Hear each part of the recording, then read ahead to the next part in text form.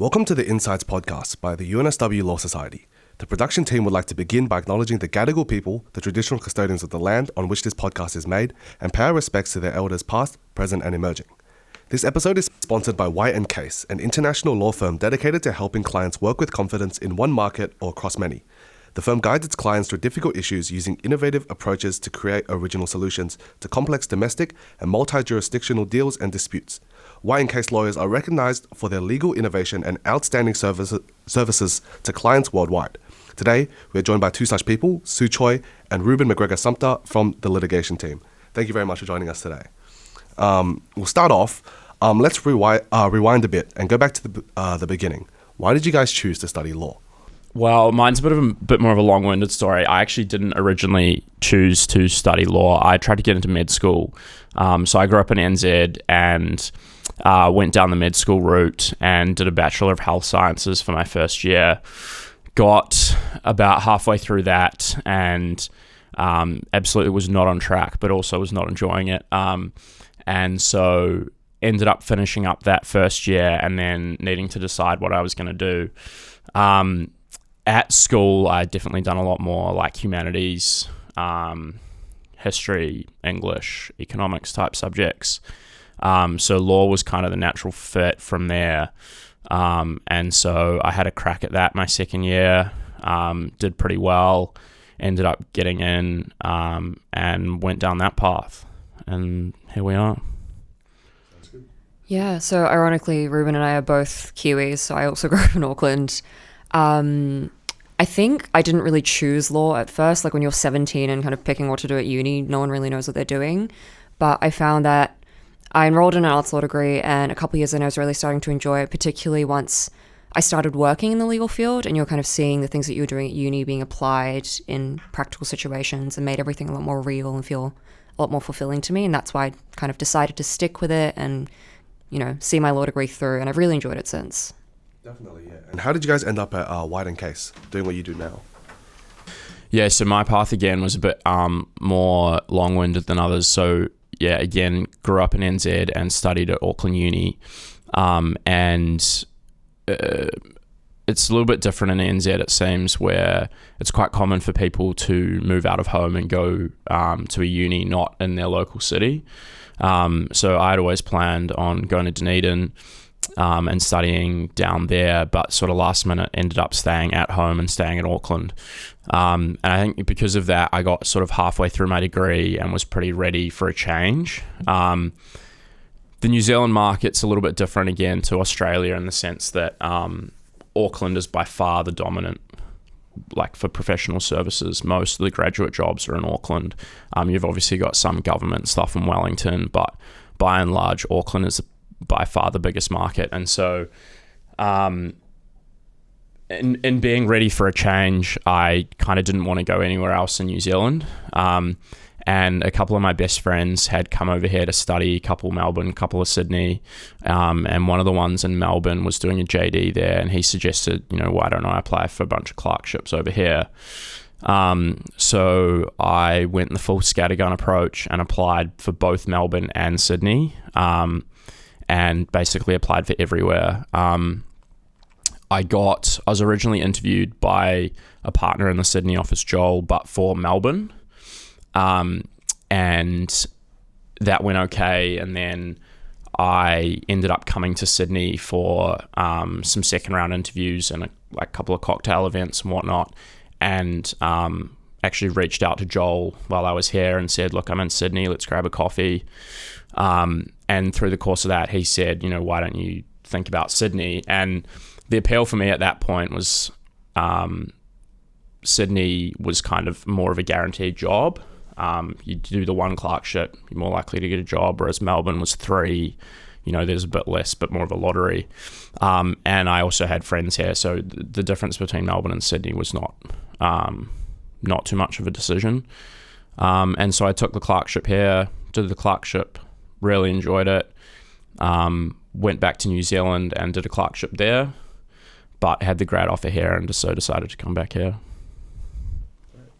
Yeah, so I guess my story is a little bit more straightforward. I just finished my LLB at Sydney Uni a couple of months ago, and so about a year and a half out from graduating, I applied for the winter clerkship here in Sydney. So we do our clerkships in the Sydney office in June or July, unlike a lot of other firms. So I did my 4-week clerkship completely online at the start of our very long Delta lockdown from my bedroom, which was really fun. But met a lot of people, had a really good time, actually really enjoyed that. I clerked in the project finance team. And then 6 months later, I came back as a paralegal in the disputes team. So I've been doing that ever since, and I'll be coming back as a grad next year. Sounds good. And you mentioned that you applied for many clerkships. Was there anything that drew you to White & Case specifically, or anything that made the firm special? Yeah, I think the appeal for me was like coming over from New Zealand. I obviously like the international aspect was interesting to me. I was already looking to move, and the idea of sort of having more international opportunities was something that appealed for me, coming from New Zealand, where you don't have international firms. There's DLA are there now, Minters have an office, but otherwise it's all quite domestic. So that sort of international appeal definitely stood out. Otherwise, I liked that it was small. To me, the appeal of going into a big firm and being one of 100 graduates wasn't all that exciting. I liked having that proximity to seniors in the team. I liked the idea of going to work and kind of knowing everyone in the office, even if you're not working with them directly. And in my head, that was going to give me better opportunities. I think definitely everything Reuben said, I second throughout my experience here. That's all definitely rung true. I think one of the main reasons that I applied was that very international aspect of the firm. And I think it's something that, like every firm kind of advertises and says like, well, really international, we'll have opportunities. But I think the reality is that White & Case has a kind of unique connection between offices in which the structure of the firm makes it very easy for you to work with other offices or to move around and have lots of different experiences. Particularly the firm, even aside from having international offices, is doing a lot of very international work. Like there's a lot of arbitration work that's happening in the disputes team. So that was something that really, really stood out to me. And aside from that, I applied and originally clerked in project finance, particularly because of the renewable energies work that was happening at the firm, especially in the APAC region. That was something that I found really appealing and I thought would be pretty interesting and also valuable in the long term. But I've very pleasantly found that, coming here, one of the great perks of working here is that the firm has really great international name value, but the Australian branch is still relatively young. So you do get a lot of say in terms of how the office is being shaped or how the culture grows. And I think it's a really unique experience, particularly early on in your career, to work with a lot of people who are at this level but are a lot younger as well. Like I know in comparison to other firms, the kind of like age demographic of the firm is a little bit lower in some ways, particularly in Australia. And I think it makes for a very kind of nurturing and, casual, but also very professionally rewarding workplace as well. Definitely, yeah. And you mentioned both of you guys went through the clerkship application process for White & Case. Could you run us through what that was like? Do you have any advice or insights to anybody going through the same thing? Yeah. So I guess like kind of just to run through the nuts and bolts of the situation. So the way that the clerkship application typically works for us is that there'll be, like an online application where you'll put through like a cover letter and a CV and maybe answer a few questions. Once you progress from that stage, you might do some psychometric testing. I'm not sure if that's still a thing. And then if you're invited back for interviews, you'll interview with 2 partners. I found the process to be really, really smooth, actually. So one of the really good things that I found with White & Case was that once you get an invitation to come back and interview with the partners, they'll actually connect you with someone at the firm as an interview buddy. And so you have an opportunity before you come and interview with the partners to kind of ask about the firm a little bit more, ask about what the people you're going to be speaking to are like. And it's much more of a kind of informal conversation than I think what you might get at other points in the experience. So I felt pretty well supported throughout. And then when I came into interview, I actually also interviewed with Joel as my first interview. He's a partner in project finance here. And then subsequently with Kate Paramol, who is one of the disputes partners in Sydney. And both of those conversations were like surprisingly very casual. Like we just had a chat for like half an hour, 40 minutes, like asked about their careers. We had a chat about my interests. It was a very wide ranging conversation. Yeah. I think the kind of biggest piece of advice I'd give is like just come in with an open mind and don't try and like, I don't think like don't be overly prepared. You want to be prepared, but I think what's more important obviously in this experience is to make a genuine connection with the person you're speaking to. And I think that's something that really can't be undervalued. Yeah, my experience was slightly different just by virtue of I was one of the first, I was part of the first intake of clerks they'd ever done. So the Sydney office is only just gone 5 years old. And so myself and another associate who is now in London, Kian, we were the first two clerks in the Sydney office. So my process was a lot more informal. I think from memory, it was like applied with a CV, and I don't think there was any psychometric testing. And then I did my interview virtually because I was in NZ. And then when I happened to be over here for other Sydney interviews, they brought forward my second interview just because I was here.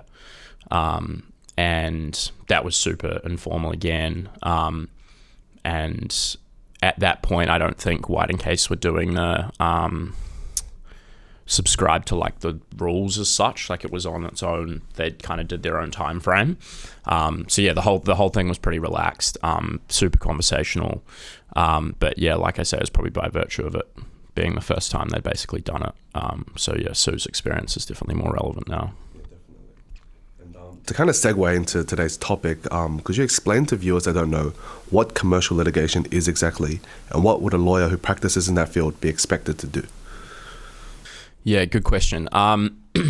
So commercial litigation is effectively helping clients navigate disputes, in inverted commas, that they may have. And I say disputes in inverted commas because you can have there's kind of a life cycle of disputes. So you can have early stage sort of strategy advice pieces on how to navigate certain issues, all the way through to your kind of long running arbitrations or court disputes. And so our role kind of sits along that life cycle. So generally here at White and Case, we have our clients kind of sit in two buckets. We have like domestic infrastructure clients, and a lot of that work comes from the big projects that our front end guys do. And then in the other bucket, we get a lot of more general commercial litigation, and that often comes from the global network. So clients that we have overseas that have some sort of issue arising in Australia. The work between the two can differ quite a bit because the project stuff, the project infrastructure stuff is often avoid disputes at all costs. You're trying to get a project built. So if you end up in court, something has generally gone very, very wrong, and the project is probably in jeopardy. So often the work we do in that sense is somewhat more commercial, I would say, to oversimplify it, versus the stuff with the commercial litigation that would be more likely to be in the courts.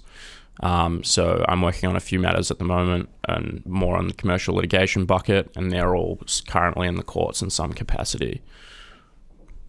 Yeah, I think that pretty much covers it. I think someone, I can't remember who it was, said very simply to me when I started in the team, like, we basically get involved when things go wrong, which I think pretty much sums it up. Yeah. And as a paralegal working within commercial litigation, what does a day look like for you? Yeah, so I guess it's a little bit different to what Reuben's doing. Obviously, I'm a more junior role, and it's more of a support role than anything else. It tends to be a little bit ad hoc, so I'll come in the morning and there might be a kind of range of different tasks that might need to be done that day, and it can be anything from like research work for, like an ongoing court proceeding. We're trying to figure out how a particular law might work or something like that, to like document review if we've just received like discovery orders or something, to like putting together court bundles for a barrister. So there's a big range of stuff. I think that one of the really great things about working in a slightly smaller firm is that that range of stuff is a little bit wider than what you might get somewhere else.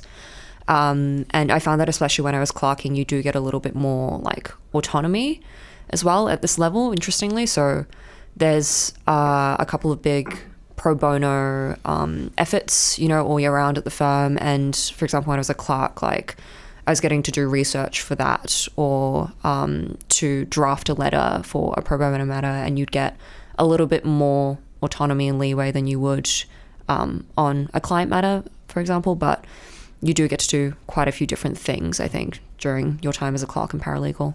Definitely, yeah. And I understand that neither of you did commerce as a degree at uni.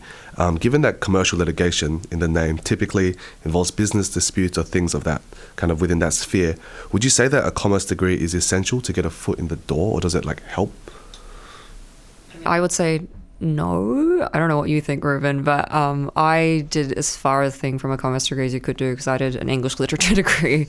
I think it's definitely good to be commercially aware, and I think that's something that firms look for, as we do, as do all other firms. That being said, I don't think necessarily having like a formal commerce background is necessary to do commercial litigation. Yeah, I would completely agree. I did a Bachelor of Health Sciences, so I was doing like population health, which couldn't be further again from what I'm currently doing. I'd echo what Sue says in the sense that you do need a bit of you need a bit of footing in commerce, right? But what we are doing is not like modeling businesses in spreadsheets. Like my housemates always give me rubbish for saying like I'm effectively incompetent when it comes to Excel and living with like a banker and a management consultant. So I absolutely am not like all over business 101. But in saying that, the clients obviously expect a high level of like commercial knowledge, and that is reflected across the team. But a lot of that is learnt on the job, I would say.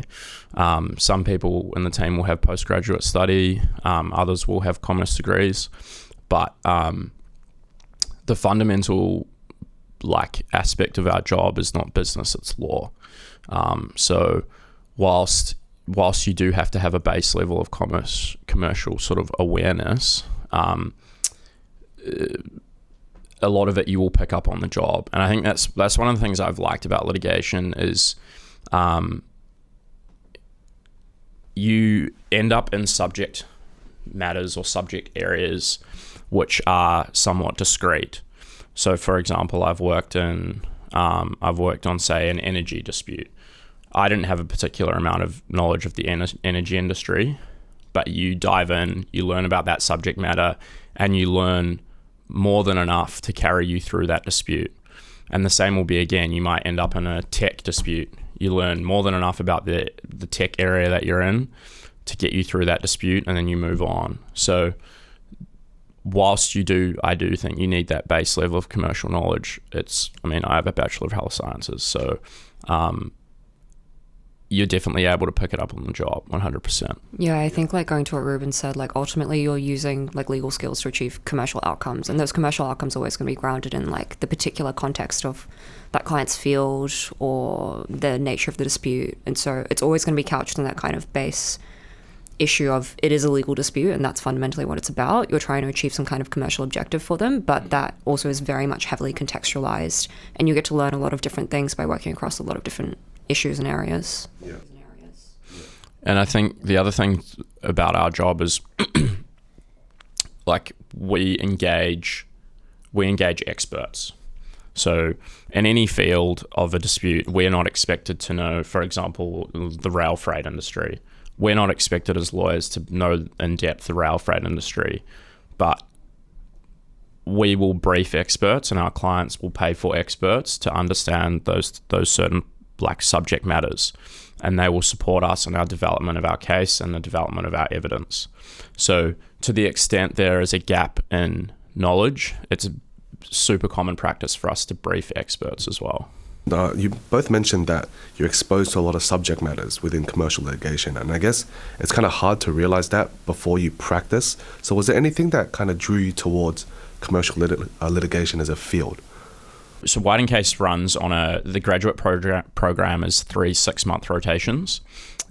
So I did corporate M&A, I did disputes, and I did front end projects, so project delivery. And so I got a flavor of all three. I actually, when I rocked up here, I thought I was going to be an M&A lawyer.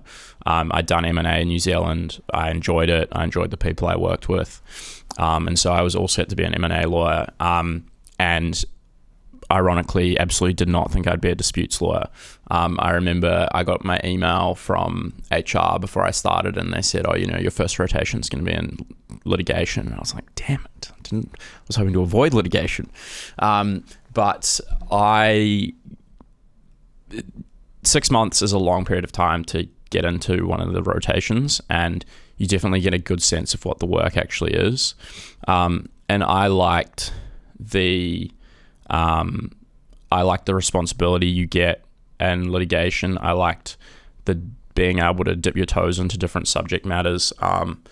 But I think mostly I enjoyed what the kind of thinking that litigation demands. So you've got a lot more scope for sort of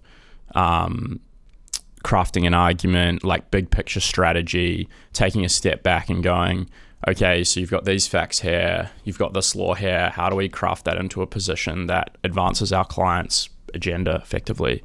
So there's an aspect of sort of creativity and imagination that I think is probably less so in the front end stuff. And I like the variety in litigation. So I'm sure some of my front end colleagues will completely disagree with me, but I found some of the front end work was a bit repetitive. You're doing the same deal. It's obviously a lot more complicated than this. Again, they'll jump down my throat, but you're doing a deal that will be on different terms, but it's a somewhat similar area. Whereas litigation, you're jumping from potentially an arbitration to Supreme Court litigation through to a discrete piece of advice in 3 different subject matters and 3 different timelines, and it's all very varied, the work you're doing within all 3. So that was sort of the main appeal for me.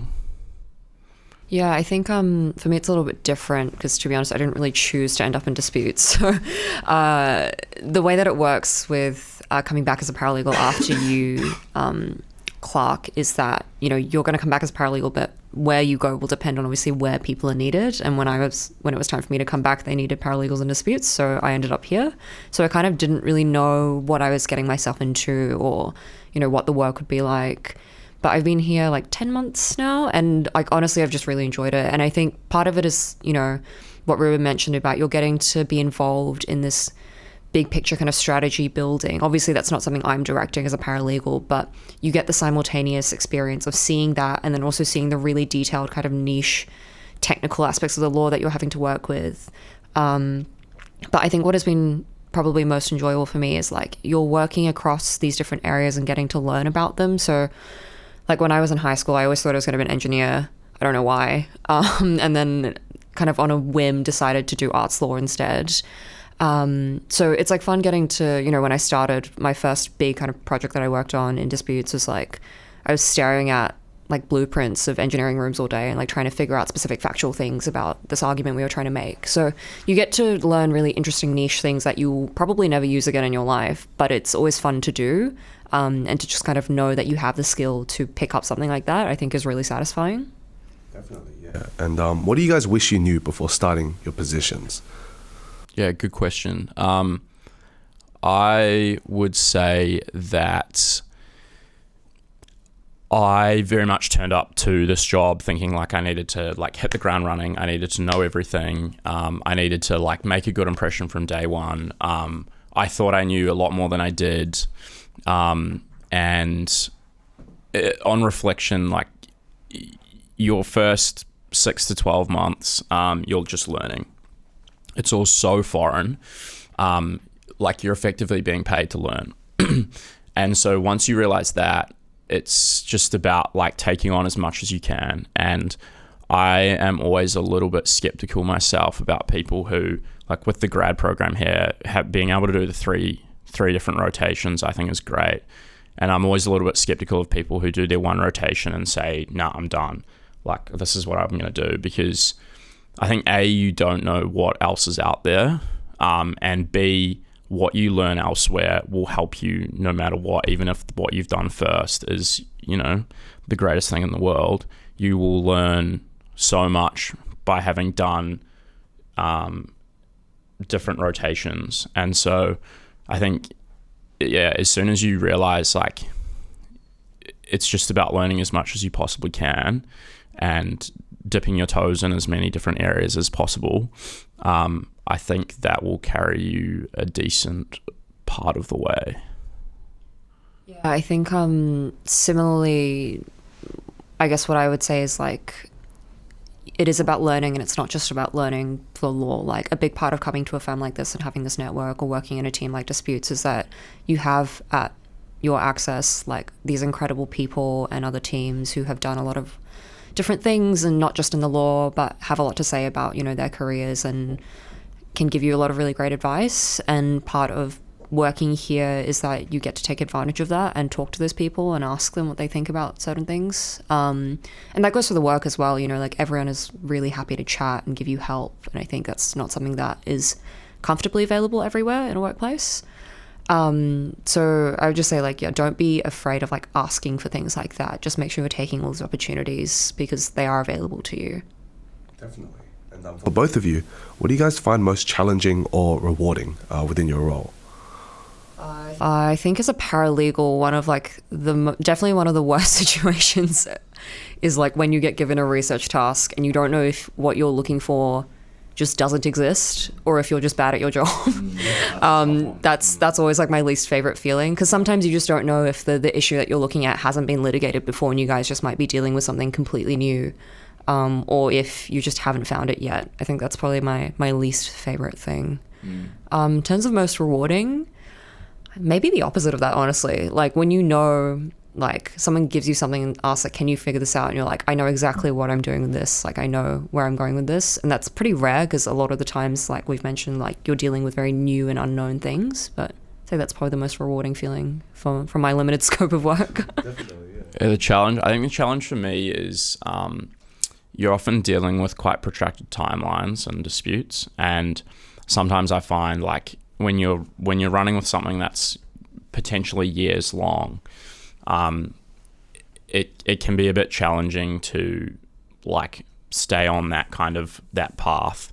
And so I find that the challenge for me is to like stay motivated, stay like attentive, and stay like keen in my work, because you are dealing with, whereas in comparison to the deals guys, that's a lot quicker turnaround. So that's part of the litigation side I find a little bit challenging. In terms of what I find rewarding, it's a bit of a nerdy response, but I guess similar to Sue, like I find my job generally interesting. I find the stuff that I do is challenging, but in a good way. It's subject matter that I enjoy. Like, I enjoy the law. I enjoy learning new things. And so, yeah, I just enjoy different areas of the law. I enjoy learning different things. And that's probably why I'm in this team. So that's, I guess, somewhat rewarding, I guess, maybe. It's interesting you mentioned the length of cases. Correct me if I'm wrong, but from what I gather, White & Case focuses on construction or asset financing, and these cases can go for a long time. What's the longest case you've ever worked? So we're working on a Supreme Court litigation at the moment, which kicked off in 2019. I think we just hit 3 years on that. I mean, I haven't been working on it 3 years. We just hit our 3-year birthday, so that was exciting. And we're probably looking at an end of 2023 conclusion. So that'll be, definitely 4 years by the time that reaches a conclusion. There's another one that I'm working on at the moment, which could run for double that. When you're dealing with like pretty complicated issues with a bunch of claims flying around and a lot of money at stake, they can run for a long time. Yeah. And given the diverse nature of dispute resolutions, has there been any particular case or incident that stands out to you? One case which I jumped on in September last year when I rejoined the team, or sort of settled in the disputes team. You may have heard of the Tesla big battery in South Australia.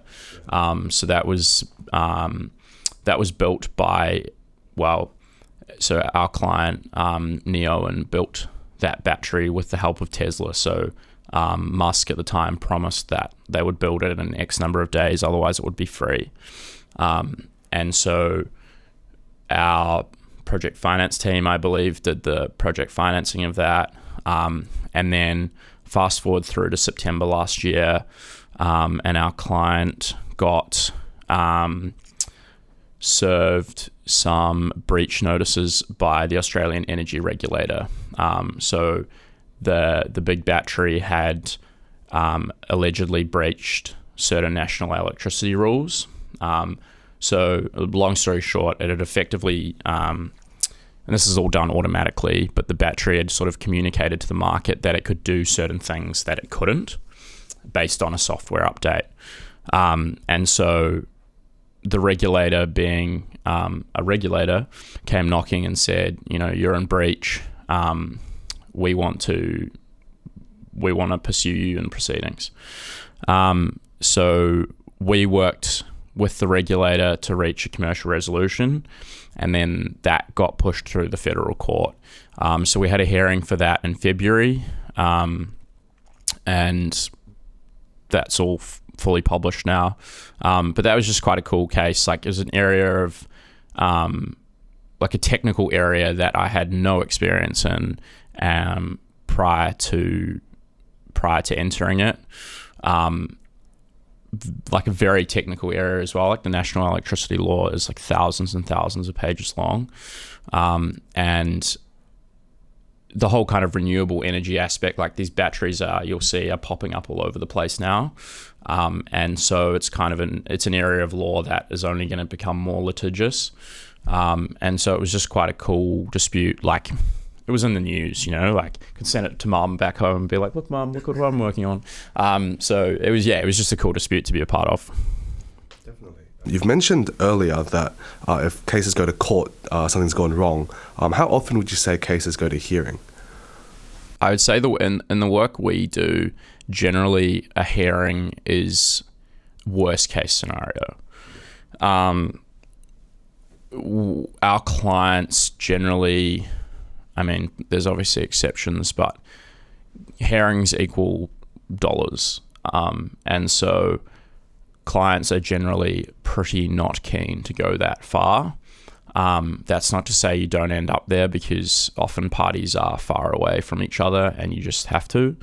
But I would say, let me put it like this. I would say the overwhelming majority of clients who are in dispute will want to settle that dispute. Whether that ultimately ends up happening depends on a number of factors, but there's very few clients we would have that would like to run their case through to trial. Yeah, I mean, I don't have anywhere near as much experience as Reuben does, but I think that's definitely kind of true. Like, you learn that pretty much like first day on the job, like that's worst case scenario. But I think some of the time we do get clients coming in after proceedings have started, or they've been adjoined to proceedings, or had action commenced against them. And so we're having to like hit the ground running, knowing that they're going right into court. So it's a bit of a mixed bag. The legal profession has been notoriously bad in the past when it comes to work-life balance. How has your personal experience been in balancing your career and your personal life? I don't know if this is really something that I've had to fully kind of grapple with yet. Like, I was studying until like 2 months ago. So very much like had my life outside of the office. But I think kind of, working more now and looking to next year, I think what's important is just like to kind of have hobbies and have a life outside of the office. Like I definitely know people who, not necessarily here, but who just like don't have things to do when they go home. And I think it's really important to just kind of cultivate a life outside of work and make sure you have other interesting things that you want to spend time on as well. Definitely. I think that motivates you to keep that balance a little bit. Yeah, I've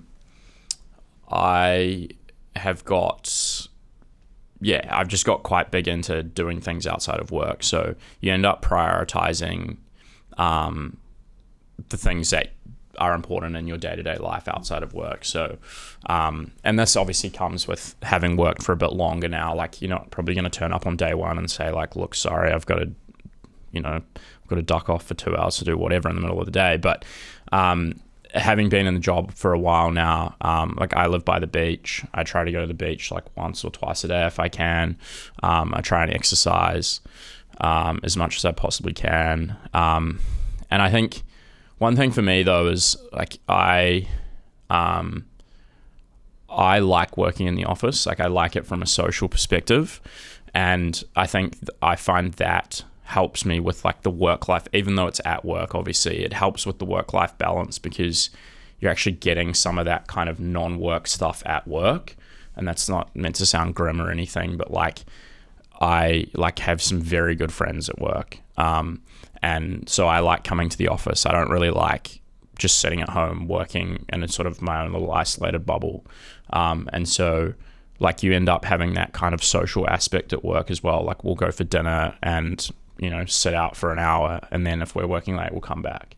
So there's things like that, which again, are not meant to sound like I'm sort of stuck at my job, but it just makes you enjoy your time at work more. Cases within this field are often high stakes with potential global impact. How do you handle the stress that comes with dealing with cases of such a high profile nature? Do you think you're dealing with the stress, Reuben? Yes, good question. I would say as a junior, you're pretty insulated. Would be my first comment. Like you're not dealing with the sort of the stress of win or lose. Like that's on the partners, and even then, it's not really on the partners.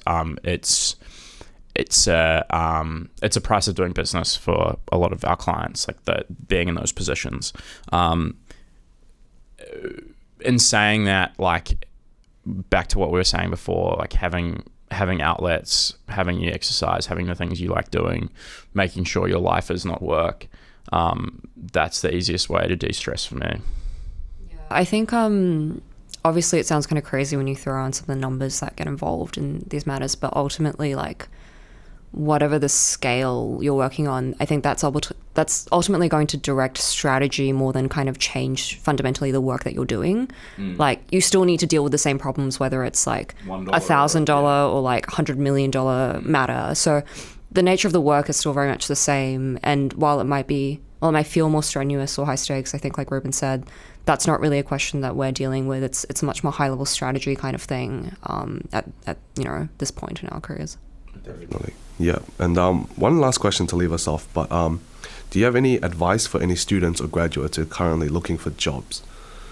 The one piece of advice that I got a lot, and I think I just got kind of a bit sick of hearing, but realized was probably really good advice, is like, just be enthusiastic, like come into everything with an open mind, like be willing to try things. I think the worst thing that you can do is like to come into a position or to be looking for a position and to close yourself off from options or opportunities. So I think definitely like be enthusiastic, show your enthusiasm, and just try and like take advantage of all the opportunities that are given to you.